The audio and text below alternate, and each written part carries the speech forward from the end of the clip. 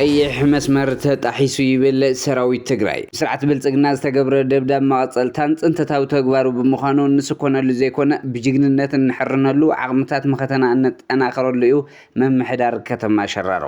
ብሔራዊ አጀንዳ ህዝቢ ትግራይ ተሰኪሙ ወሓስ ህላዊ ትግራይ ብምዃኑ ዝቃለስ ዘሎ ህዝባዊ ሰራዊት ትግራይ ንምፍራስ ብውሽጥን ብደገን ዝንቀሳቐሱ አካላት መንግስቲ ትግራይ ሕጋዊ ተሓታትነት ክህሉ ክሰርሕ ይግባእ ተባሂሉሎ ትግርኛ ተዛረብቲ አብይ አሕመዳት IRGC ወይከዓ አቤታዊ ሰራዊት ኢራን ኣብ ልዕሊ መደበር አየር እስራኤል ራማ ተዳወይት መጥቃዕቲ ሚሳኤል ከም ዝፈጸመ ይገልጽ ሰፊሕ ዞባዊ ምላሽ ከም ዝህልውን አጠንቂቁ ኤለን ማስክን ማጋቴ ዋዲን ብዛዕባ ታሪኽ ቁጠባ ኢትዮጵያ ዝሃብዎ ርእይቶም መዘራረብ ኮይነሎ ዝተኸበረ ሰላምታና አበብ ዘለኹም ተመኒና ክቡራት ተኸታተልቲ ዕለታዊ መደብና ዜናታት ዝዕለት ብርእሲ ዜና ፈሊምና ናብ ዝርዝሮም ከነስግረኩም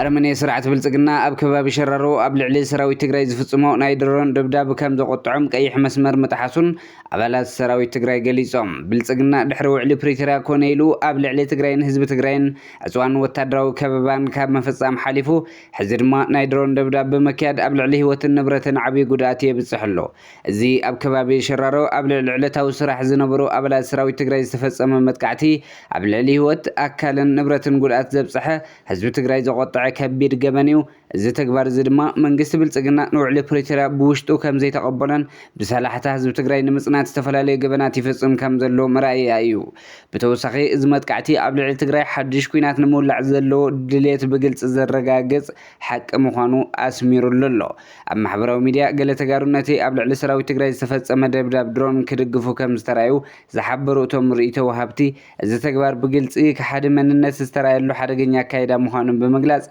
حدا واندما نايدم كم زرخبو አጠንቀቀመሉም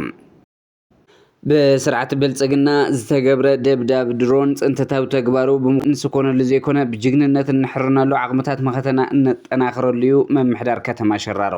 ህልውና ህዝቢ ትግራይ ንምርግጋጽ ላዕላውነት መሬት ትግራይ ውሕስ ንምግባርን ኣብ ዝግበር ርብርብ ሓድነት ኣጠናኺርና ምቕጻል ከም ዝግባእ እውን ናቲ ፍጻመ ምልክቱ ኣብ ዘውፅኦ መግለጺ ሓቢሩሎ እቲ መምሕዳር ስርዓት ብልጽግና ኣብ ከተማ ሸራሮ ጣብያ ኣልጋነሽ ፍሉይ ቦታ ጨቃማጢ ኣብ ዝተባሃለ ዝፈጸሞ ደብዳብ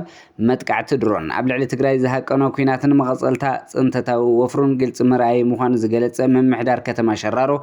ዝፍጻመ ድሌት ጽላእትና እንታይ ምዃኑ ዘብርህን ኣብ መኸተና ብሓድነት ክንሰምርን ቃልስን ዝያዳ ሕራን ዝፈጠር ፍጻመ ምዃኑ ገሊጹ እዩ ኣብዚ ብስርዓት ብልጽግና ዝተፈጸመ እኩይ ተግባር ህዝቢ ከተማ ሸራሮ ወረዳ ታሕተያ ዲያቦን ተመዛበልቲ ዞባ ምዕራብን ዝገበርዎ ጽንዓት ዝተመልኦ ጅግንነትን ትሕብብርን ዝያዳ ዘሕርን ዘቃልስን ብምዃኑ ከም መምሕዳር ከተማ ሸራሮ ዝለዓለ ክብሪ ኣለና ዝበለት መምሕዳር ህዝብና ኣብዚ ሃንደበታዊ ዘጋጠመ ኩነታት ዘረኣዮ ተበግሶን ትሕብብርን ዳግም ኣብ ጽንዓትካ ናይ ጅግንነትካ ስራሕ ተኣምር ምዃንካ ኣረጋጊጽካ ኣለኻ እውን ይብል ህዝቢ ከተማ ሸራሮ ወረዳ ታሕተያ ዲያቦን ተመዛበልቲ ዞባ ምዕራብን እዚ ዝጀመርካዮ ዘለኻ ሕራነ ዝተመልኦ ናይ መኸተ መደብ ንምዕዋት ንቐጻሊ እውን ኣብ ጎኒ ናይ መኸተ ሓይሊ ኮይንካ ህልውና ህዝቢ ትግራይ ንምርግጋጽ ላዕላውነት መሬት ትግራይ ውሕስ ንምግባር ኣብ ዝግበር ርብርብ ሓድነትካ ኣጠናኺርካ ምቕጻል ወሳኒ እዩ ክብል ገሊጹ ኣሎ ብሔራዊ አጀንዳ ህዝቢ ትግራይ ተሰኪሙ ወሓስ ህላዊ ትግራይ ብምዃኑ ዝቃለስ ዘሎ ህዝባዊ ሰራዊት ትግራይ ንምፍራስ ብውሽጥን ብደገን ዝንቀሳቐሱ አካላት መንግስቲ ትግራይ ሕጋዊ ተሓታትነት ክህሉ ክሰርሕ ይግባእ ተባሂሉሎ ኣብ ልዕሊ ሰራዊት ትግራይ ዝግበር ዝበፅሐ ደብዳቤ ጸላይ ኣብ ልዕሊ ህዝብና ዝበፅሐ ደብዳቤ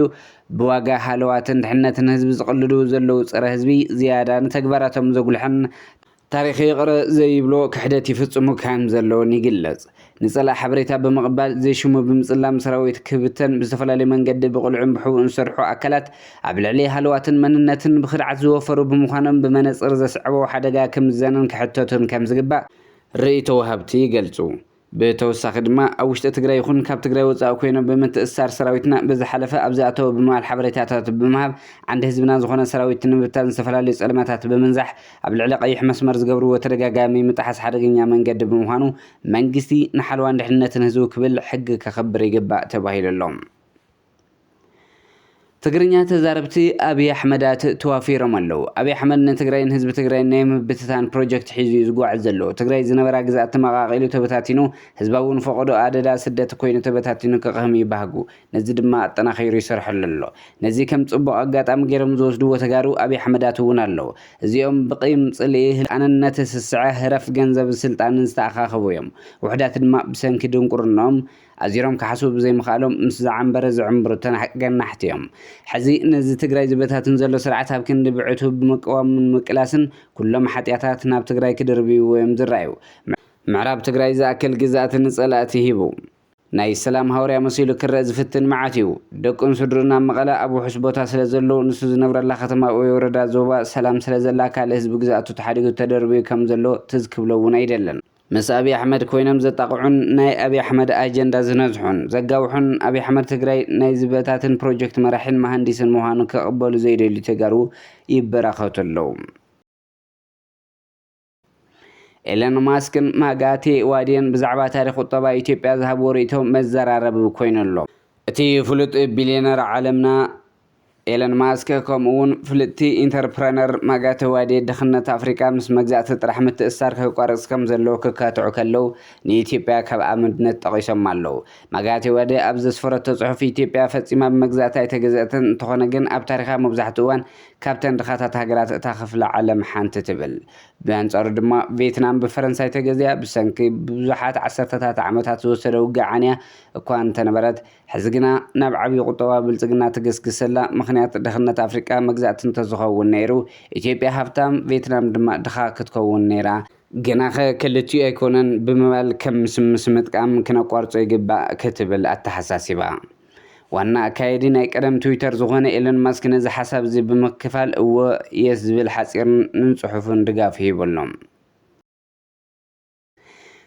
كم زفلت إيران تمالي سنبت ناب سميناو كفال إسرائيل ميسايلات تونجفا نيرا إسرائيل نخلو متو ميسايلات كم زعقتهم كتقلص إنكلا برازيلان تحبرات منقستات أمريكا دونالد ترامب إيران دارقا متكواس ودي إخدو حجي ناب طاولة زيتن مرح بمال إسرائيل زي تصبيتو ملسي بولو دونالد ترامب مس إيران أبزان كلتا معلتات سممع كم زاختم يزامن بزعبا زي تخصيتو زلو خونتات مس قدام منيسر إسرائيل بسلك زيتي دونالد ترامب مس إسرائيل دبلوماسياو سممع باز حخل دماء يخلن موسان بزحت معلتات كم زدل دحر مجلاس إسرائيل قبر ملسي كم ما بكتكتب التحساسي بيوم دونالد ترامب منجو إسرائيل إن إيران زكير زررب انتفشل جن مس إسرائيل كوينم حبرا وسقمت كم زوسدو قالت يوم بمسرة الصبطابات قدام منيسر إسرائيل بنيامين نتنياهو قبل علي إيران حيال متقعت كايد كم زدلي نترامب حبيرو دونالد ترامب أمريكا أبت متقعت كم زي تساتفون حبيرو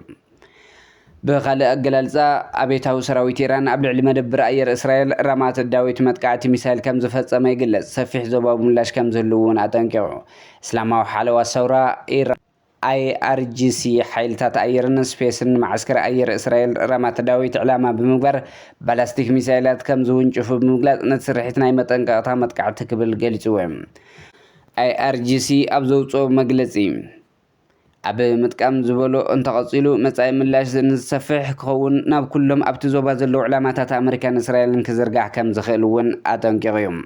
إسرائيل نتستقل سمت كعت بغصوات أي رقاقصة ويدما نتخص بزملكة وقعو ملسي أي هابتن مكالا خلا أير إيران نتي تمال منشت ميسايلات دون شوفوا بوتاتات نمكتة للتفتن زنبرت هيرميس شعت ميت مخانا من الله سبالو نفاريت إسرائيل بعوتا ودي قلو خلالا زفص أمزين نتي أبتو زواز قصل زلو وطرنست حالا لخا مكتة الأيرن زاقول لحيو تباهي لهم باركس كبرات تختات التمربنا زيناتات زعلتها بزي كم بيتناس السنة نعخم سلام نعخة قرأي